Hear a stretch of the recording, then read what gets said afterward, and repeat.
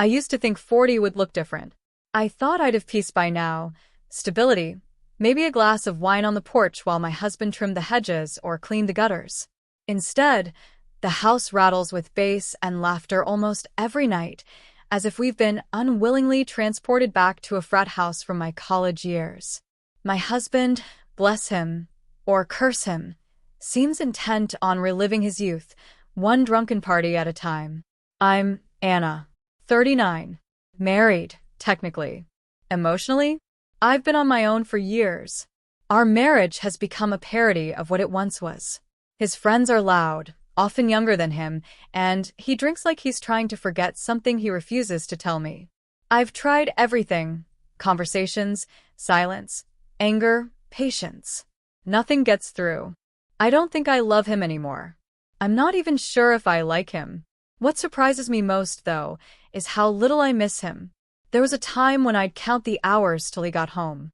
Now, I dread the sound of the garage door lifting, the signal that another night of chaos is beginning.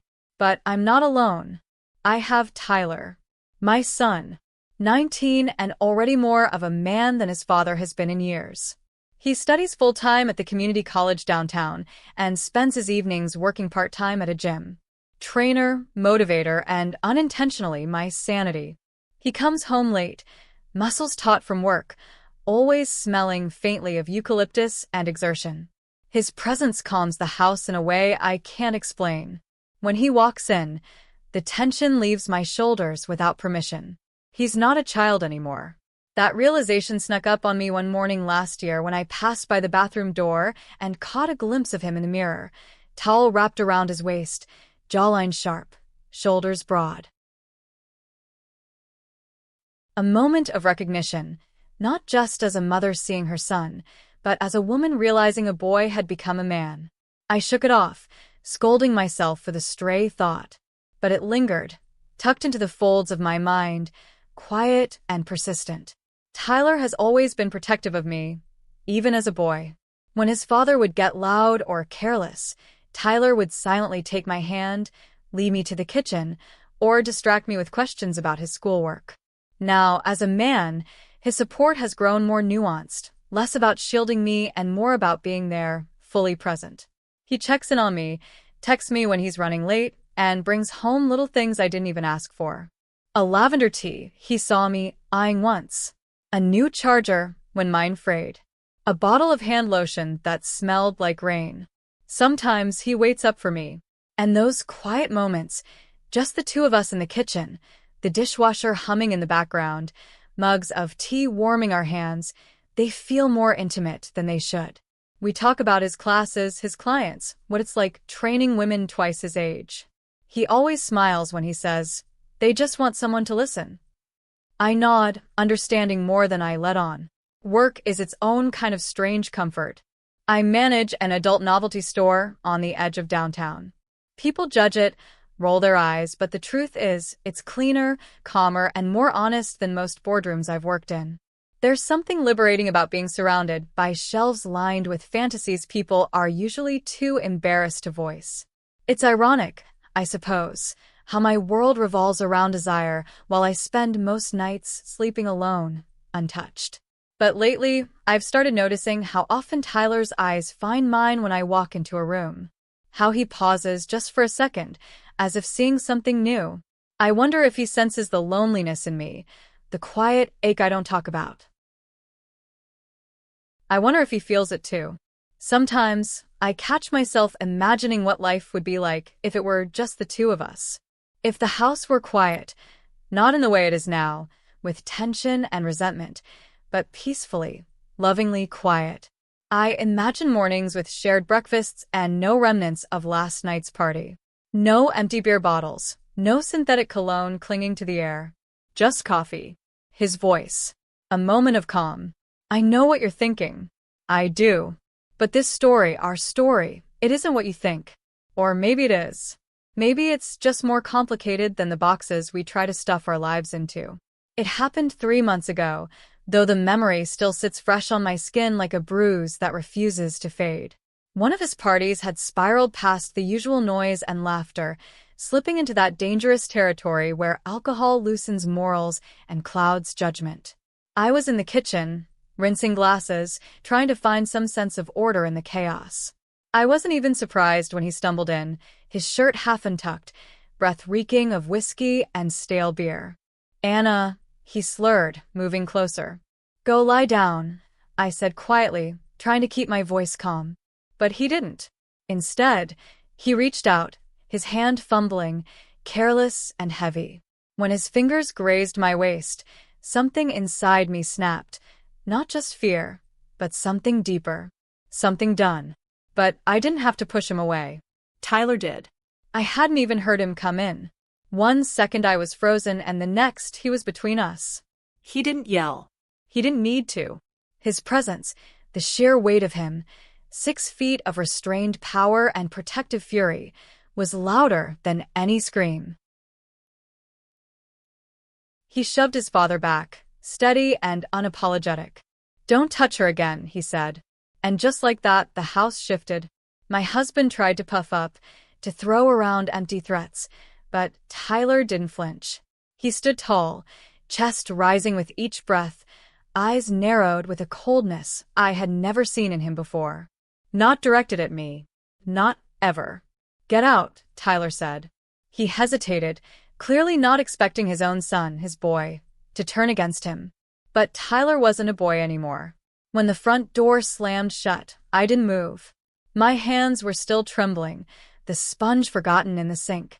And then Tyler turned to me, eyes softening instantly, and pulled me into his arms. He held me the way he used to when he was small and scared after a bad dream. Only this time, it was me seeking comfort. My face pressed against his shoulder, my fingers curled into the fabric of his shirt. I don't know how long we stood like that, but I didn't want to let go. And something changed after that. There was a stillness in the house I had never known before. Not silence, no. It was something gentler, something sacred. I'd find Tyler waiting up for me even when I got home late from work. He'd check the locks, make me tea, ask about my day like it mattered. He started hugging me more. At first, I thought it was just gratitude, maybe a need for reassurance. But those hugs grew longer, warmer, deeper. He'd wrap his arms around me from behind when I was cooking, his chin resting on my shoulder. Sometimes, we'd lie on the couch watching old movies, his head leaning against mine. And the line between comfort and closeness began to blur. I should have felt uncomfortable, but I didn't. I felt safe. I felt seen. And when my husband came back a week later, pounding on the front door, demanding to be let in, Tyler met him there. "Leave," he said. "Come." Controlled. "I want to talk to my wife." "She's not your wife anymore." The man who once ruled this house with his noise and arrogance now stood small on the porch, shrinking under Tyler's stare. "If you come back here again," Tyler warned, "I'll make sure you regret it." He didn't come back. Since then, it's just been the two of us. And something in our rhythm has changed. I feel it in the way he looks at me when he thinks I'm not paying attention, and how his fingers brush mine a moment longer than they need to. We don't talk about that night, but it lingers between us, in the quiet, in the warmth of his hands, in the way our lives have become so deeply intertwined. And maybe, just maybe, we've already crossed a threshold we can't return from. I've worked in that store for almost 6 years now. Velvet and Vice. The name alone is enough to make people smirk or raise an eyebrow. But I've always liked the honesty of it. Nothing is hidden here. No polite small talk, no pretending. People come in with questions they're too embarrassed to ask anywhere else, and I give them answers without flinching. It's strangely liberating, being the person others confide in when they're unsure, ashamed, or curious. And yet, I had never felt more self-conscious in that store than I did that evening. I was restocking the display near the back, a tray of shimmering black satin blindfolds in one hand, the closing announcement already echoing in my head. The day had been quiet, a slow Tuesday that gave me time to clean up the counter and rearrange the newer arrivals. Then the door chimed. I didn't even look up at first. We sometimes get last-minute stragglers, a couple laughing nervously, a solo browser pretending to be on their phone. But when I glanced over my shoulder, My heart gave a lurch. It was Tyler. I stood frozen, blindfolds dangling in my hand. He never came here. Never. I'd mentioned where I worked, of course, but he'd always laughed it off in that easy, teasing way of his.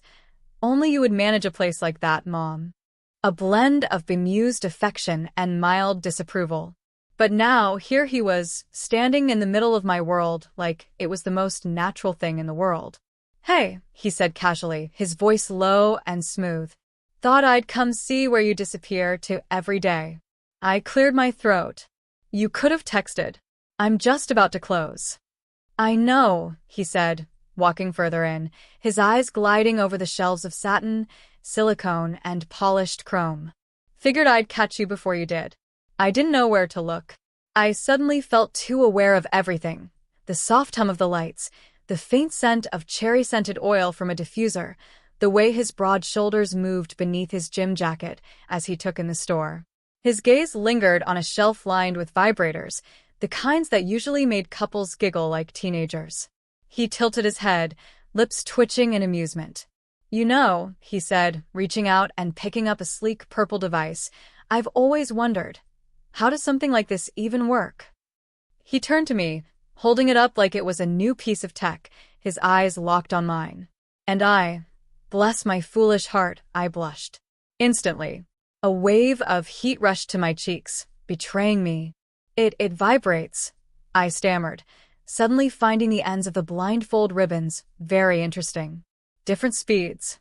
Some have patterns. It depends." Tyler raised an eyebrow, examining the toy like it was a puzzle. "You're the expert, huh?" Yes. It's part of my job." He set it down, but not before brushing his fingers against the edge of the display, casually, like he wasn't thinking anything of it. Like this was normal. Like this wasn't my son asking me about a toy designed to spark pleasure in the most intimate of ways. But then he looked at me again, and something flickered behind his smile. Curiosity, mischief, maybe even something else I couldn't name. Something quiet but intense. "You always act so calm here," he said, voice soft. "But you blushed just now." "I didn't." "You did." I swallowed. The air between us felt charged, electric. The store suddenly seemed smaller, the shelves closer, the lights dimmer than they were a moment ago. I turned away, busying myself with the register, pretending I didn't see the way his eyes followed me. "I should lock up," I said, trying to keep my tone light. "Want me to wait?" I hesitated. Part of me wanted to say yes. The other part, perhaps the part that still knew what lines not to cross, stayed silent. "Sure," I said finally. "Just give me 5 minutes." As I counted the till, I could feel him wandering, not touching anything else, but lingering. Watching. I don't know what surprised me more, his sudden interest in my work, or the way it made something inside me stir.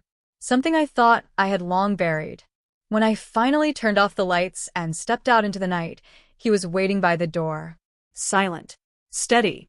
And I couldn't help but wonder if this visit had been curiosity, or something else. Just as I was finishing up with the register, Tyler leaned on the counter and tapped his fingers thoughtfully. Then, as casually as asking for a stick of gum, he said, "Actually, I think I'll buy one of those eye masks." I blinked. "The satin ones?" He nodded, that same little smirk tugging at his lips. "Yeah, black. Looks kind of sleek, don't you think?" My hand stilled for a second over the cash drawer. "Oh," I said, trying to sound unaffected. "Sure. Any reason?" He shrugged. "Just curious." That was all. No explanation. Just a simple answer delivered with a glint in his eyes that left me feeling 10 shades of uncertain. I rang it up, the scanner beeped sharp and jarring in the quiet store.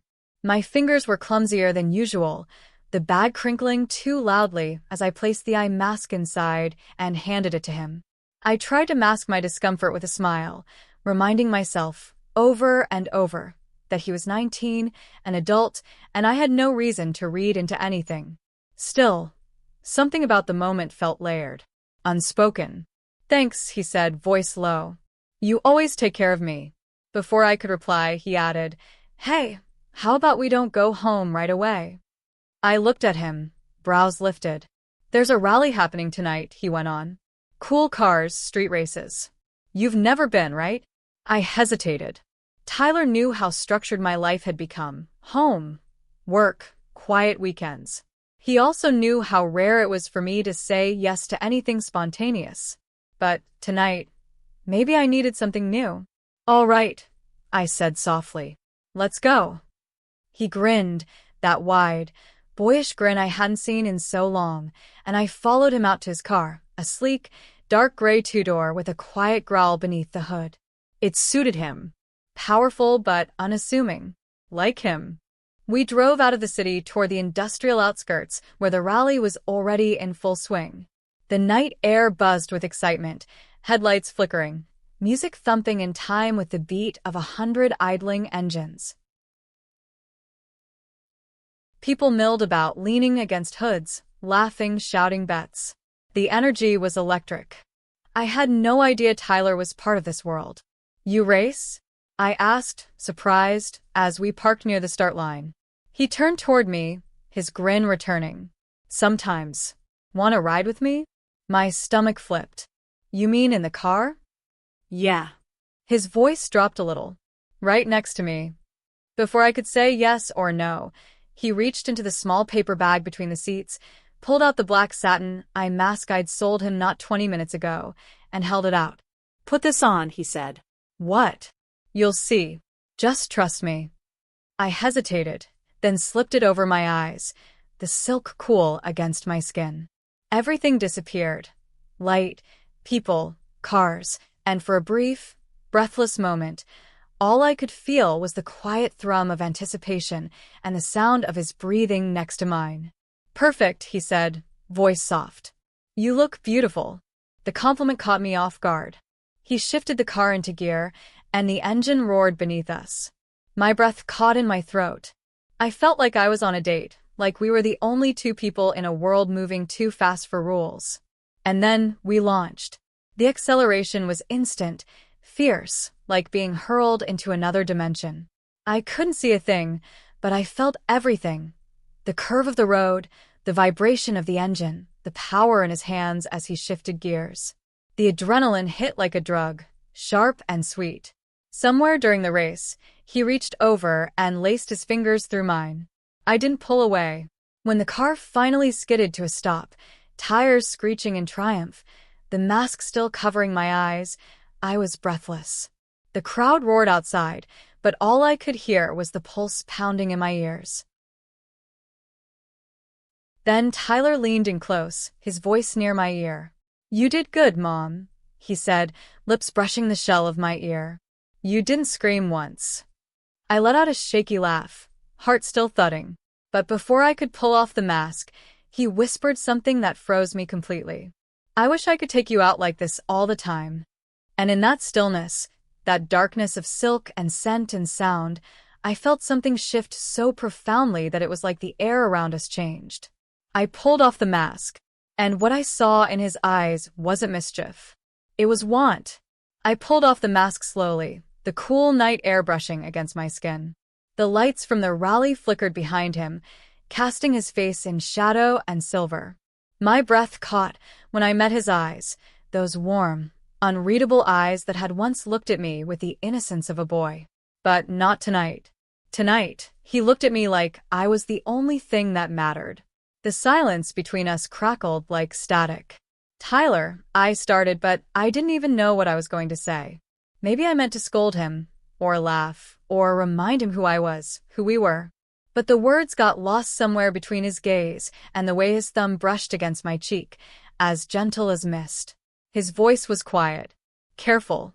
You don't have to say anything. I should have stopped it. I should have pulled back, laughed it off, changed the subject, reached for the car door, something. But I didn't. Because part of me was still wearing that mask. Still floating in that dark, thrilling space where the world had melted away, where I wasn't his mother, and he wasn't my son, and nothing else existed but this moment. He leaned in slowly, giving me time to move, to object. I didn't. And then he kissed me.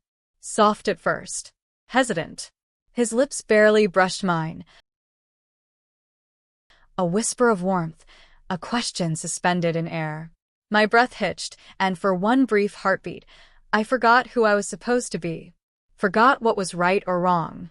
All I could feel was him, his breath, his hand cupping my jaw, the steady thrum of his heart pulsing against mine through layers of silence and years we hadn't spoken about. Then the kiss deepened. Still gentle, but no longer unsure. I felt it in my spine, in the weight of my hands pressed against his chest. He didn't push. He didn't demand. He just stayed there with me in a moment that felt both impossible and inevitable. When he finally pulled back, his forehead rested against mine. I realized I was trembling. "I shouldn't have done that," he said quietly, not moving. I didn't answer. Because I wasn't sure I wanted him to stop. Because something inside me had already shifted. Because even though the world outside the car was still spinning with lights and cheering engines and people who would never understand this moment, we were still silent. Together.